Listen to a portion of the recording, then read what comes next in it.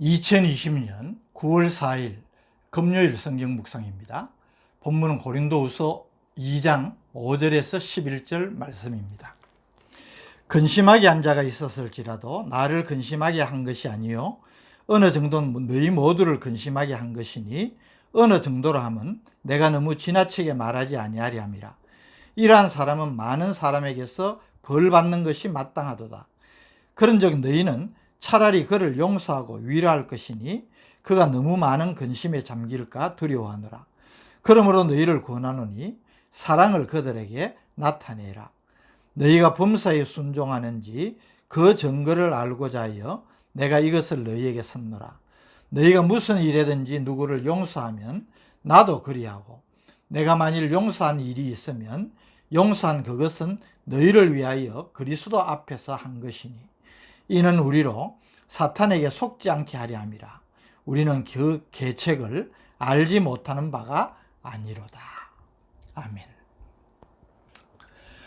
고린도 교회 방문 계획을 바꾸어 연기를 하고 대신 눈물의 편지를 써 보낸 동기와 목적을 밝힌 사도 바울은 이어서 본문에서는 자신의 고린도 교회 방문 계획을 변경하게 한 요인이기도 했던 바울 자신을 대적하고 바울이 전한 복음을 회방한 자들을 용서해 줄 것을 고린도 교회 성도들에게 당부하는 내용입니다.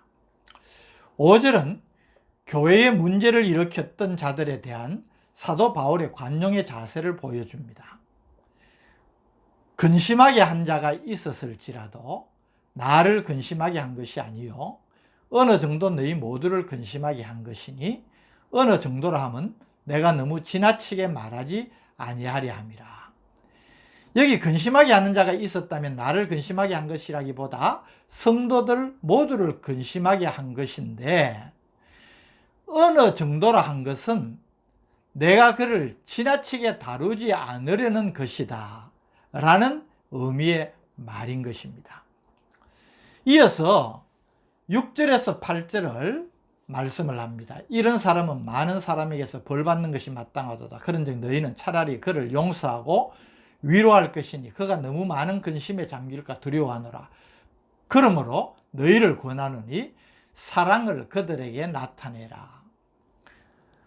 무슨 뜻인지 쉽게 이해가 됩니까? 이 5절에서 8절은 개역 개정 성경인 본문이 자연스럽지 못한 면이 있습니다. 그래서 공동번역이 성도 여러분이 전체적인 맥락을 이해하기 쉬울 듯 해서 제가 읽어 드리겠습니다. 5절, 어떤 사람이 내 마음을 아프게 한 일이 있습니다. 그러나 그 사람은 내 마음을 아프게 했다기보다는 사실은 여러분 모두의 마음을 어느 정도 아프게 한 것입니다. 너무 심하게 들릴까 보아서 나는 어느 정도라는 말을 씁니다. 6절, 그 사람은 이미 여러분 대다수의 사람에게서 상당한 벌을 받았으니 7절, 이제는 여러분도 그를 용서하고 위로해 주시기 바랍니다. 그렇지 않으면 그는 지나친 슬픔에 빠져들지도 모릅니다. 8절, 그러니 여러분은 부디 그에게 사랑을 다시 베풀어 주십시오. 어떻습니까? 좀 더 쉽게 이해가 되지요? 바울의 마음을 우리가 더 잘 이해를 할 수가 있습니다. 9절은 사도 바울이 눈물의 편지를 쓴 또 하나의 목적을 밝히고 있습니다. 9절, 너희가 범사에 순종하는지 그 증거를 알고자 하여 내가 이것을 너희에게 썼노라. 바울은 앞서 자신이 고린도 교회에 눈물의 편지를 쓴 목적을 밝힌 바 있습니다. 첫 번째 목적은 3절에 밝혔는데요.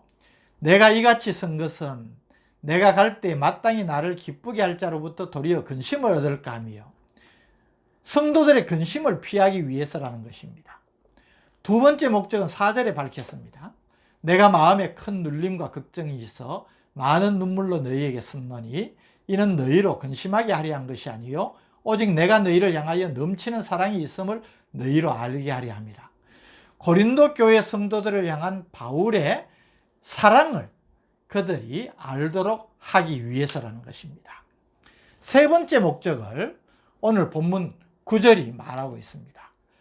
너희가 범사에 순종하는지 그 증거를 알고자 하여 내가 이것을 너희에게 썼노라. 아마도 바울은 눈물의 편지에서 고린도 교회의 교회를 어지럽게 한 자들을 징계하라고 쓴 것으로 보입니다. 그러나 이것이 바울이 그들을 미워했기 때문이 아니라 고린도 교회가 그의 사도적 권위에 순종하는지 안 하는지 그 여부와 그들이 당면한 문제를 어떻게 처리하는지 시험하기 위한 것이었다고 밝히고 있는 것입니다. 10절, 11절에서는 앞에서 교회를 어렵게 만들었던 자들을 용서하도록 권면한 바울이 고린도 교회가 어떻게 결정을 하든지 자신도 따르겠다고 말합니다. 즉, 만일 고린도 교회가 그들이 회개를 하였음을 인정을 하고 그들의 지위를 회복시키겠다, 그렇게 결정을 하면 나도 그 결정을 따르겠다는 것입니다. 10절, 너희가 무슨 일이든지 누구를 용서하면 나도 그리하고, 내가 만일 용서한 일이 있으면 용서한 그것은 너희를 위하여 그리스도 앞에서 한 것이니. 자신이 용서를 하는 것은 개인적인 차원의 것이 아닌 교회의 유익을 위한 것임을 분명히 하고 있는 것입니다. 더 나아가서 사탄의 계략에 넘어가지 않으려 함임을 그는 말하고 있습니다. 11절, 이는 우리로 사탄에게 속지 않게 하려 함이라. 우리는 그 계책을 알지 못하는 바가 아니로다. 무슨 말이겠습니까? 지나친 징계로 인해 한 영혼이 낙담하여 믿음에서 떠나거나 교회가 사랑을 상실하고 화평이 깨떨어져서 갈등과 다툼이 일어난다면 이는 결코 하나님의 뜻이 아니라 사탄의 괴계에 넘어가는 것이기에 우리가 이를 알면서도 그리할 수 없다는 사실을 말하고 있는 것입니다. 오늘 우리는 이 본문 말씀에서 교회 건징의 목적을 다시 한번 확인할 수 있습니다. 교회의 건징의 목적은 치유와 회복에 있다는 사실을 우리는 명심해야 됩니다. 그저 어떤 사람이 실수하거나 실패했을 때에 그저 비난하고 몹쓸 사람으로 그를 낙인 찍어버리는 이런 일은 징계의 목적을 잃어버리는 것입니다. 교회를 어지럽히고 범죄한 자들을 깨닫도록 마땅히 권면해야 할 것입니다. 그리고 그 권면을 받아들이지 않거나 돌이키지 않으면 엄히 책망하고 징계도 해야 하겠지만 징계 후에는 그가 실족하지 않도록 위로하고 또 회개할 때에 기꺼이 용서해야 한다는 것입니다. 교회의 권징은 죄를 범한 자로 하여금 자신의 죄를 깨닫고 회개하게 함으로써 하나님과의 관계를 회복하게 할 뿐 아니라 다른 성도들과의 영적인 교제도 회복시키는 결과를 가져와야 된다는 것입니다.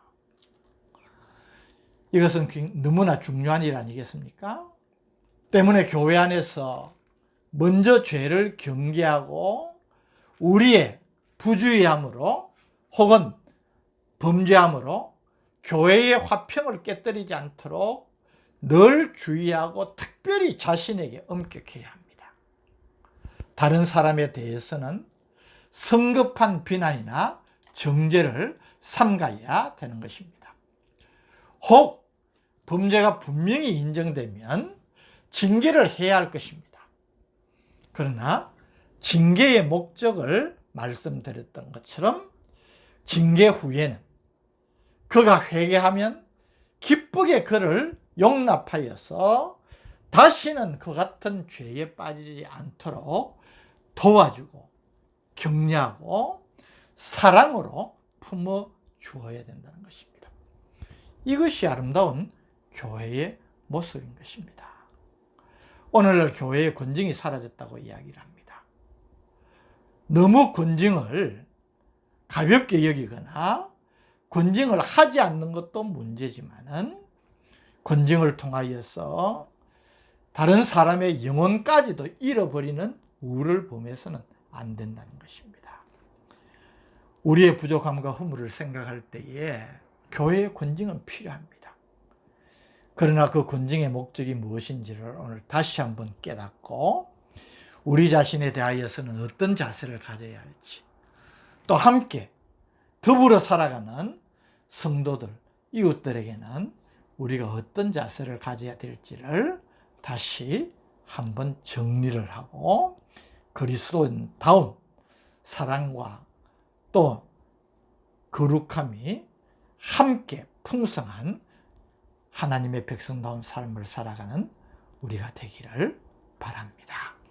거룩하신 아버지 하나님, 지상의 교회가 문제가 없을 수 없지만은 우리가 하나님께서 교회에 세우신 권징의 원리를 잃지 아니하고 또 그 목적을 가볍게 여기지 아니하면 도리어 권징을 통하여서 점점 더 성숙하고 또 온전한 교회를 만들어갈 줄 믿습니다. 이런 은혜가 넘치는 화평한 교회, 거룩함을 유지하는 교회가 되게 하여 주시고 이 일에 우리 모두가 최선을 다하는 성도들이 되게 하여 주옵소서. 예수님 이름으로 기도드립니다. 아멘.